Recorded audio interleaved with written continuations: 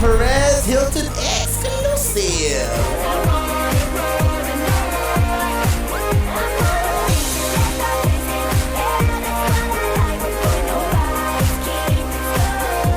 Hey everybody, it's Perez. I always do it. I gotta start new intros, but we'll keep going. I'm so critical now. I always say, hey everybody, it's Perez, but I think people know that. But, yes. And I do this all the time, but let's just start over. You again. should just like point, hey everybody, and then just point to the wall. I like that. Let's start that. Okay. Hey everybody. No, that didn't work either. We'll just keep going. Let's keep going. This is Michelle Trachtenberg, and I think we'll start off by talking about your age. Oh. Because I'm old now. Because for many people watching now, they've grown up with you. Yes. And you've been working for a long time. A very long time. How old were you when you started? I started when I was 3. 3 years old? 3 years old. I'm 25 now, so yeah, that's 22 years. What were you mainly doing between the ages of like 3 and 8?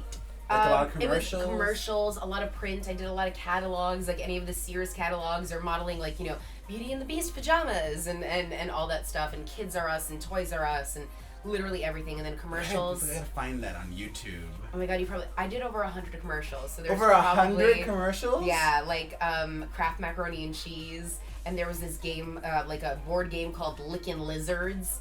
That like you like stuffed this lizard out, and like this gooey tongue came out, and you caught cards with it. That was really neat. And then they wouldn't give me the board game afterwards. That was really upsetting. I never did a Barbie commercial, which was my one goal in life. Maybe now. But you have had action figures, right? I have had action figures. That's pretty much just as cool as being in a Barbie commercial. They're pretty neat, and there's several action figures too, but they're like prepubescent action figures because they're from Buffy. So it's like 15-year-old me, like little flat chest, like. And your parents were not in the business? Not at all, no. They were like normal jobs? Super normal, and Mama never was a stage model. Literally to this day, I have people come up to me, like producers that I worked with, you know, when I was like 8 or 9 years old, and they're like, how's your mom? Because she was like such a great reputation. Yeah, she's pretty excellent. And what would you say was the first big break? You were like on a Nickelodeon show. I should have done my research better. You see, I know the Trachtenberg, but I'm not like a hardcore like know everything on the resume. But it was an iconic Nickelodeon show, wasn't it? What was it? The Adventures of Pete and Pete. Right. And then what you're thinking of is Harriet the Spy. Right. Which was my first movie. Harriet the Spy. You have trouble.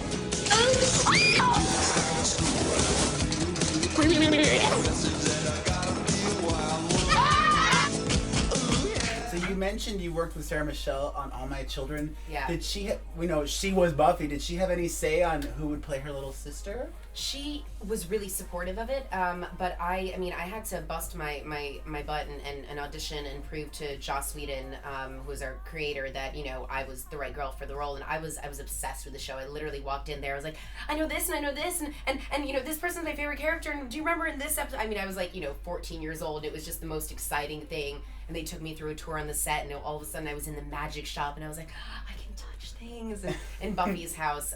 So she was definitely supportive, but Joss is such a strong personality and really has his own vision that if he had thought like someone else was more appropriate, he would have done that. So it was really an honor because I, you know, earned it. What was your favorite memory from that experience? Yeah, we did the musical episode, Once More with Feeling. We had jazz hands. It was great. Except I was petrified of singing. And is that your only time you've done anything musically like that? Yes, like on I guess, yeah. I literally, when I start talking about singing, I start to stutter. You're not a singer? You can? No, I really can. And for some reason, I need to get like hypnotized or something. Because like, if you ever pull up next to me in the car, I'm like, you know, just blaring my own voice, like the speaker, and screaming at the top of my lungs. And it sounds good. I've had singer friends tell me it's good. But you would never do like a Broadway musical? Maybe I would only consider cabaret. Because I know every single word of every single song. Obviously. That one, and is it due for a resurgence? I mean, I really think it is. Yeah, I mean, it is so fabulous, and I went to see it when I was like 16. You want to do Glee? Everybody wants to do Glee. I know. I was actually with a bunch of the Glee kids last night. We were celebrating a friend's birthday, and I'm good friends with Jenna Ushkowitz, and she's always like, you have to come on here. I think Glee and Gossip Girl should do a crossover episode. Ooh. you imagine? That'd be hot. Just Georgina comes out and she's like starts singing about being a bitch. They're different networks. If it was the same network, it might have had a possibility of happening. That's true. I mean, Glee would be awesome. Glee would really make me like just own it. Just like shut up, do it, and just bring it. It could happen, maybe. It'd be a good challenge. So you brought up Gossip Girl. You're coming back to the show. Yes.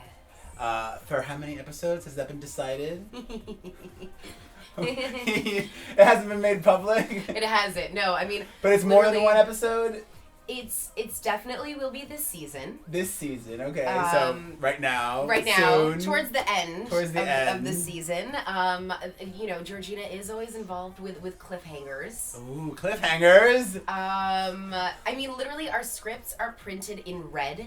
We have to like when you work you get Why little is that, mini so that size. you can't copy it? them. Everything is like printed, with Trachtenberg, and what a name to have across an entire script. It's not like lively. It's like Trachtenberg. They actually have to like make my script bigger. No, I'm just kidding. For the name to fit. Can you imagine? I walk in with like a gigantic. That's good. It helps read and memorize the lines easier. Yeah, and well, when you're filming stuff, you get like miniature sides. We have to like sign out our sides at the end of the day and hand them back, and like it's really. And I don't know about some of the scenes that were filmed, so unless you only know your scenes. Yeah, unless you were in some of the scenes, like I got my script the first day, and it was like.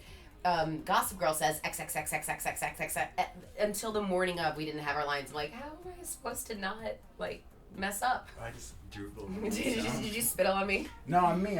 Oh, okay. No, it's fine. I'm used to that because Georgina had a baby and the baby like threw up all over me. Oh. It was great. It's in the gag reel. Right. The spittle. Yeah. Well, gorgeous. Thank you for coming. Thank you. I adore you. I adore you. Bye. Super fun. Bye.